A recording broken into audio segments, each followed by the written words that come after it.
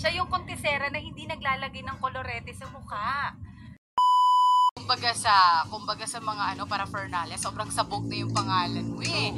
Sobrang kilala na. Eto, pag-isapan natin yung unang salang mo. Ay, yung unang salang, excited ako. Kulang sa kaba. Oo, syempre TV, television. Oo, ibang level. Kasi dito nga pa lang, dito di ba nagkanta ako, parang artista na ako. Kasi Oo. kita na ako. Live tayo na tong ngayon noon. Oo. Tapos pa kaya sa TV.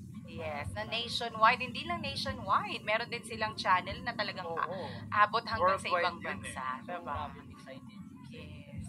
Pero yung alin yung mas nakakakaba, yung dito or nung nag-live kayo ng Sagaysano or nandun lang?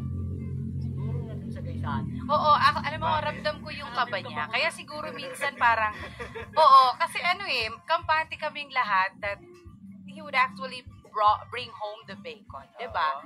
Kami kampante kami. Tapos pinalalakas namin yung loob niya. Kasama ko si Sexy Rocky, si Rio Babe, kaming tatlo. And then si Boy Tarap, naalala mo, pinapalakas namin yung loob niya kasi hindi na ako kasama sa Horado noon kasi syempre diba, we were the hosts. Tapos we were at the backstage, ramdam namin yung kaba niya kasi hindi siya mahilig magsuot ng makeup. Siya yung kontisera na hindi naglalagay ng kolorete sa mukha. Diba, kumbaga, kung ano yung kulay niya, kung ano yung magiging emosyon, yun yung makikita nyo on and off Natural na natural. Yes. Kasi ayaw ko talaga magpalagay eh. Kasi sabi nila, Kailangan. Kasi yung gusto ko kahit powder lang.